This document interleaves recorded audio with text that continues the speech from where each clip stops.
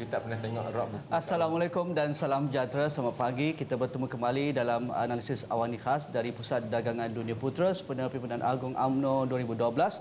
Sebentar lagi Presiden UMNO bakal menyampaikan ucapan dasar Presiden untuk kali keempat sejak menjadi Presiden UMNO yang ke-7. Amanat pada konvensyen UMNO kali ini amat penting dalam mencorakkan masa depan UMNO. Malah apa yang lebih penting, bagaimana UMNO terus relevan dan juga signifikan dalam konteks lanskap politik baru negara. Jadi itu yang akan kita bincangkan bersama dua orang tamu yang sudah bersedia di studio kami di PWTC ini, dan juga saya bersama Kamaruddin Harun. Kita perkenalkan tamu kita pada pagi ini. Di sebelah kanan saya Profesor Madya Dr. Hamidin Abdul Hamid, penganalisis politik, dan juga di hujung sana dah lama tak bersama Israwani, Dr. Nur Sulastri Yurni Ahmad, penganalisis politik juga. Jadi itu antara yang kita akan lihat sepanjang beberapa jam kita bersiaran langsung pagi ini. Mungkin sebelum kita ke Dewan Merdeka sebentar lagi, Dr. Hamidin, untuk kita mendengar ucapan Presiden. Semalam pun sudah gamat di semua dewan-dewan perdebatan puteri, wanita dan juga pemuda UMNO sendiri. Dan antara yang menarik juga bagaimana Ketua Pemuda UMNO yang berhormat Khairi Jamaluddin sudah menggariskan 10 cadangan baru yang saya rasa cukup dekat dengan hati, bukan di kalangan pemuda UMNO tapi di kalangan pemuda seluruh anak-anak muda di Malaysia, tentang isu muflis, isu pekerjaan, isu rumah pertama, isu tentang bagaimana mereka dapat orang kata pun kebajikan yang lebih banyak dalam hal konteks apa yang mereka mahukan dalam konteks pemuda hari ini. Begitu juga dengan wanita, pemerkasaan, dan juga bagaimana Ketua Wanita mengajak wanita UMNO bukan melihat UMNO itu sendiri tetapi lebih inklusif, lebih keterangkuman sifatnya, tidak mengenepikan etnik lain, tidak mengenepikan Bumi Putra Sabah dan Sarawak, untuk melihat UMNO bukan hanya mampu berada di tempatnya pada ketika ini tetapi dapat melangkaui PRU 13. Mungkin kita komen sikit semalam punya perdebatan. Nah, kalau kita lihat Saudara Haji Nazri, apa yang penting apabila kita bercakap tentang perhimpunan UMNO, dan kita pernah berbicara dalam analisis awani tentang perkara ini, ialah bukan saja kita melihat perdebatan yang akan berlangsung dalam masa 4 hari ke 5 hari ini, tapi ialah di mana hendak diletakkan landasan UMNO sebagai sebuah parti politik. Dalam ucapan Khairi Jamaluddin sebagai Ketua Pemuda dan Datuk Seri Shahrizad sebagai Ketua Wanita, jelas bahawa mereka menerima hakikat bahawa perdebatan kelangsungan UMNO itu mestilah melangkaui pilihan raya, melangkaui PWTC. Maknanya, dan bukan sahaja untuk ahli UMNO.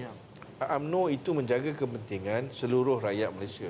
Dan saya rasa itu bertepatan dengan siasat perjuangan parti UMNO sendiri. Itu yang pertama.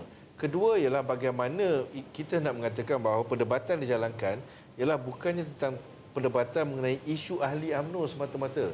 Perdebatan itu mestilah bersifat inklusif yang akan menebusi tembok parti yang bercakap tentang kepentingan pemuda, bercakap tentang kepentingan pemuda yang melangkaui pemuda UMNO, yang bercakap tentang kepentingan setiap pemuda di negara ini. Dan itu saya rasa penting untuk memastikan bahawa UMNO relevan beyond selepas pilihan raya ke-13, bahawa perjuangan itu ialah satu perjuangan yang berterusan.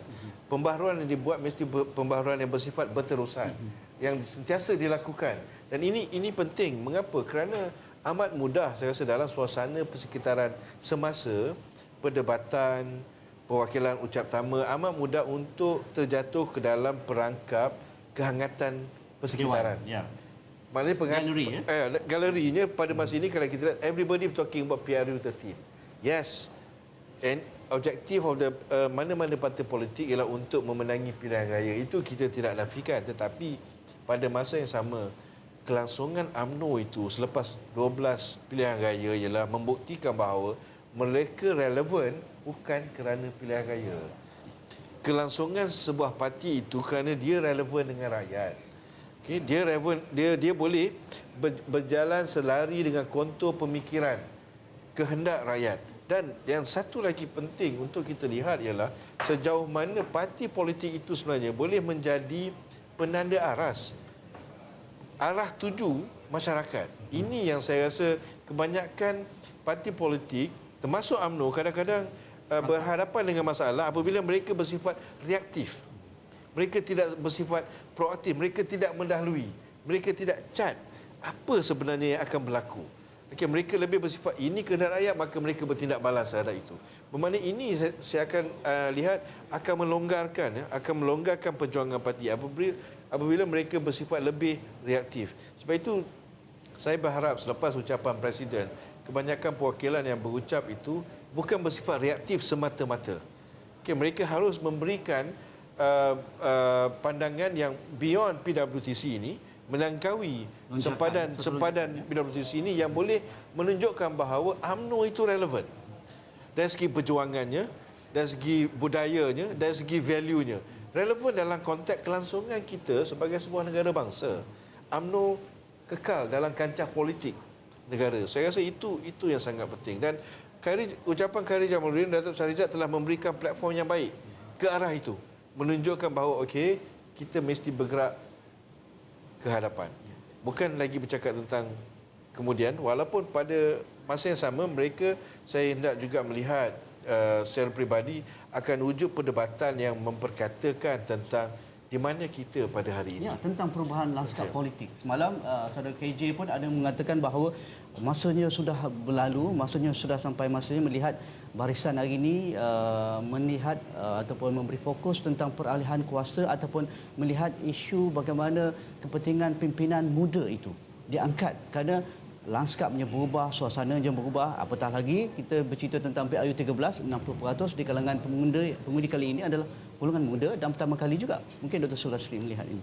Saya melihat perkara tentang suara orang muda, tuntutan dan apa saja yang orang minta, semua nak orang muda, desakan tu ada. Jadi apabila kita didesak, kita terpaksa menolak ya orang-orang muda ini untuk bersuara dan meletakkan mereka dalam kepimpinan. Tetapi apa yang disuarakan oleh Ketua Pemuda UMNO semalam, ya apabila beliau menyuarakan kita ada masalah orang muda muflis, kemudian dengan susah nak beli rumah. Kenapa beliau perlu gariskan semua ini? Ini adalah satu isyarat, yang saya baca adalah satu isyarat bahawa orang muda pada hari ini ataupun golongan belia pada hari ini bermasalah.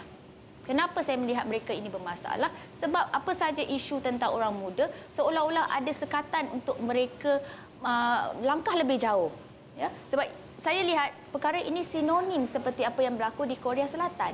Ya, daripada Korea. Ya, elok sangatlah saya baru balik daripada Korea Bukan Selatan. hanya Gangnam Style kan? Tidak. Ya, apa yang saya tengok, mereka dihimpit di Korea, mereka dihimpit oleh desakan ekonomi, di mana semua mahasiswa ataupun bakal siswazah yang akan keluar daripada universiti sudah merasa gelisah. Ibu bapa juga rasa gelisah. Mereka sudah menghabiskan sejumlah wang untuk membayar yuran pengajian anak-anaknya kerana kos pengajian sangat tinggi, tetapi anak mereka suka untuk mendapat pekerjaan.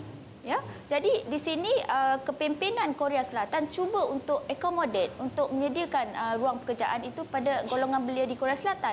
Dan saya lihat impak yang sama berlaku dekat Malaysia. Ya, siswazah kita apabila mereka graduate, mereka bermasalah dari segi mencari pekerjaan. Adakah ini keseliapan kepada Kerajaan Barisan Nasional? Yes, orang akan menuding jari pada Kerajaan Barisan Nasional. Tetapi kita perlu membawa mereka ini supaya faham mengapa perkara ini berlaku, bagaimana kita nak cari solution, tetapi sebelum kita nak cari penyelesaian, mengapa ataupun kita kaji dahulu punca berlakunya masalah itu. Ya, jadi apa yang cuba hendak diubah ataupun orang kata perubahan landscape politik Malaysia pada hari ini, mereka mahu mengetengahkan orang muda ataupun orang belia memegang tampuk pemerintahan. Persoalan saya, adakah mereka sudah cukup bersedia? Adakah kepimpinan dalam pemuda, puteri dan juga wanita ini yang terdiri pada golongan belia sudah berani untuk memegang tampuk pemerintahan yang tinggi? Ataupun adakah sudah cukup peluang ini diberikan kepada mereka? Ya, dengan kisah cantas mencantas, dengan ketua bahagian dengan peringkat berebut sebagai contoh, ya. Kita melihat banyak isu yang cuba dibangkitkan oleh pihak satu lagi. Tetapi adakah ini salah satu cara kita membantu golongan muda untuk naik ataupun mereka terpaksa mencari laluan alternatif? Jadi di mana hala tuju? Saya sebagai orang muda ataupun golongan belia, saya melihat jika saya berada di dalam UMNO, mungkin saya boleh bersuara, tetapi adakah suara saya akan didengar? Ataupun adakah peluang akan diberikan kepada saya atas disebabkan latar belakang saya? Mungkin pengikut saya suka. Yang lain yang sudah lama sedang menunggu peluang mereka untuk jadi ketua, tiba-tiba masuk pula orang seperti saya, adakah saya akan dapat peluang tersebut? Jadi di situ persoalan saya yang masih tidak dijawab tentang Saya nak lapiskan pemikiran itu, sama ada pucuk kepimpinan sayap dan golongan muda dalam parti ini bersedia atau tidak. Bagi saya, rakyat dengan perubahan masa dan perubahan masyarakat yang sekarang ni lebih dekat dengan maklumat dan lebih tinggi pemikirannya, tidak akan menunggu jawapan itu ya atau tidak. Mereka akan hanya melihat rantaian besar belenggu dunia yang menghambat masyarakat kita kini secara keseluruhan. Mungkin aspek melihat pada cawangan, bahagian dan parti itu tidak lagi sebegitu dominan berbanding dahulu. Kalau kita ambil contoh di Korea, mereka tahu survival ataupun kemandirian bangsa mereka terletak kepada kebolehan mereka untuk menghasilkan sesuatu yang begitu bersaing di peringkat dunia. Mereka mempunyai ancaman dari utara, mereka tidak mempunyai galian seperti kita ada contohnya. Jadi dalam konteks itu, mereka meletakkan batasan survival kemandirian di dunia itu bermula daripada negara paling miskin selepas Perang Korea, dan mereka melihat pada kita 70-an dan 80-an. Tetapi kini mereka jauh di depan. Walaupun ada pertukaran kepimpinan politik dalam konteks itu. Yang saya nak lapiskan sebelum saya beri peluang pada Dr. Hamidan adalah, walau apa pun masalah kepimpinan politik, walau apa pun masalah masyarakat di Korea, apabila timbul bersatu untuk mewakili kepentingan negara, mereka merapatkan barisan. Bagaimana Perhimpunan Agung UMNO kali ini dan ucapan yang akan kita dengar kali ini harus meletakkan perpaduan itu, pemikiran atas itu menuju ke depan. Saya nak jawab Kamarul persoalan sedikit dalam konteks UMNO terlebih dahulu. Dan mungkin saya tidak kita tidak boleh lari daripada melihat masa lalu. Sejarah mengajar kita bahawa dalam konteks kejayaan UMNO meruntuhkan tembok kenegerian apabila UMNO ditubuhkan 1946 hinggalah ke hari ini. Dan ini juga kalau kita saudara bercakap tadi tentang bagaimana UMNO itu boleh menjadi satu yang bersifat nasional, bukan lagi bersifat struktural daripada cawangan, bahagian dan sebagainya. Dalam konteks ini saya rasa salah satu kejayaan UMNO dari sudut sejarahnya ialah bagaimana dia berjaya meruntuhkan tembok kenegerian. Sebelum itu orang Melayu terutamanya beroperasi lebih kepada negeri, Kesatuan Melayu Selangor, Singapura dan sebagainya. Walaupun nasional itu wujud dengan KMM dan sebagainya, tapi we have to menerima hakikat sejarah bahawa UMNO adalah satu pertubuhan yang berjaya merentasi sempadan itu. Dan adakah UMNO gagal? Kemudian saya melihat UMNO saya rasa berterusan. Cuma apa yang konteks saudara katakan tadi, sejauh mana ucapan pada pagi ini akan membawa balik kepada kesatuan dalam UMNO itu. Saya melihat itu sangat penting. Saya setuju dengan saudara bahawa ia sangat penting untuk memastikan bahawa setiap ahli UMNO, setiap mereka yang cintakan parti UMNO ini akan merasakan bahawa mereka bukan lagi menjadi ahli kerana mereka berada di cawangan. Mereka bukan berada di bahagian, bukan berada di negeri, tetapi mereka akan berkatakan kerana mereka belong to the party. Itu sangat penting. Apakah ucapan yang diberikan oleh Presiden itu, adakah dia mencerminkan unsur kepartian? Itu memang selalu berlaku. Bagaimana ia akan diinterpretasikan oleh perwakilan merupakan sesuatu yang menarik. Kerana kita lihat kebanyakan mereka, saya rasa kebanyakan inilah budaya dalam UMNO yang berlaku, ialah mereka akan memikirkan tentang kepentingan cawangan, akan memikirkan kepentingan bahagian dan akan memikirkan kepentingan negeri. Dalam konteks itu kita melihat mereka diajar oleh sejarah 2008 apabila sabotasnya berlaku. Bermakna hilangnya satu yang daripada atas. Hilangnya sesuatu daripada atas yang memberikan dorongan untuk mereka bukan lagi berfikir sebagai bahagian. Bukan lagi berfikir sebagai cawangan. Tapi berfikir sebagai satu parti. Dalam konteks itu saya merasakan ini cabaran yang bukan sahaja diberikan dalam konteks ucapan pada hari ini. Inilah cabaran yang didepani oleh UMNO untuk memastikan kelangsungan mereka. Inilah cabaran dia.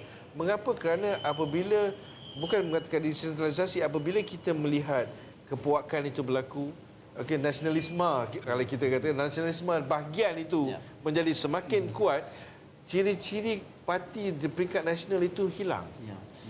Itu cabarannya. Bagaimana sifat keterangkuman, sifat inklusif yang akan dibawakan oleh UMNO, yang sudah dibawakan oleh UMNO sebenarnya, tetapi dalam konteks realiti politik hari ini, kerana masa di luar sana melihat mereka tidak perlu menjadi ahli politik ataupun menjadi ahli parti UMNO, tetapi kalau sifatnya, semangatnya membawa aspirasi mereka, saya rasa apa yang dicakapkan oleh Ketua Pemuda itu cukup jelas. Kalau UMNO tidak menyahut cabaran tersebut, mereka akan bergerak ke hadapan tanpa ada penumpang di belakang ataupun penumpang yang bersama-sama dengan mereka. Sorry, izinkan saya lanjut sedikit ya. Dalam konteks ini seperti yang kita bincangkan di analisis sebelum ini, bahawa apa yang perlu didebatkan di PWTC inilah mesti sesuatu yang melangkaui PWTC pertama. Kedua, mestilah melangkaui parti. Maknanya kita bukan UMNO bukan sahaja bercakap tentang kepada ahli UMNO. UMNO mesti bercakap kepada pengundi. UMNO mesti bercakap kepada seluruh warga negara untuk memastikan bahawa kemenangan, kalau kita bercakap tentang pilihan raya, kemenangan berada di pihak mereka. Pertama. Kedua, untuk memastikan kelangsungan UMNO sebagai sebuah parti yang relevan kepada kehendak masa. Itu yang lebih penting. Mengapa seperti yang saya melihat ucapan pemuda dan ucapan ketua wanita sudah memberikan platform yang baik, seperti saya katakan tadi, tapak yang sangat kuat memberitahu perwakilan, memberitahu ahli bahawa it's not just addressing ahli UMNO that going to win election. I think that is a message. If you want to win election, kalau mereka hendak menang pilihan raya ini dan mereka hendak memastikan UMNO itu relevan, platformnya lah masyarakat. Tidak kira mereka ahli UMNO atau tidak kira mereka pengundi di mana sahaja, itu refleksinya. Dan kalau kita lihat ucapan pada tahun lalu oleh Presiden itu sangat menarik. Apabila dia memberikan sorotan sejarah, setiap turning point dalam sejarah, bagaimana UMNO bangkit. Itu yang pertama. Kedua, dia memberi peringatan tentang ahli UMNO.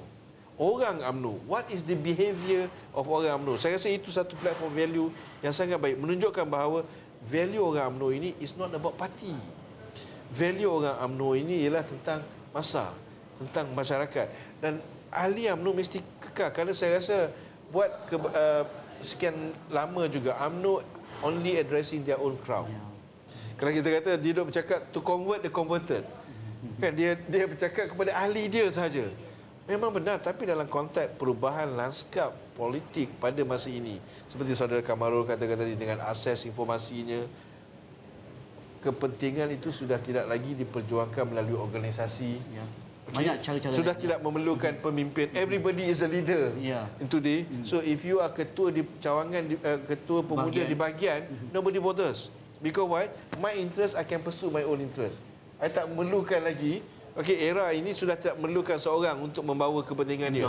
Itu UMNO harus beroperasi dalam konteks itu. Okey, kita akan sambung kali ini dan saya rasa di dalam Dewan perwakilan sudah memenuhi Dewan, tapi kita masih menunggu isyarat untuk ucapan Presiden. Kita rehat sebentar, jumpa lagi selepas ini.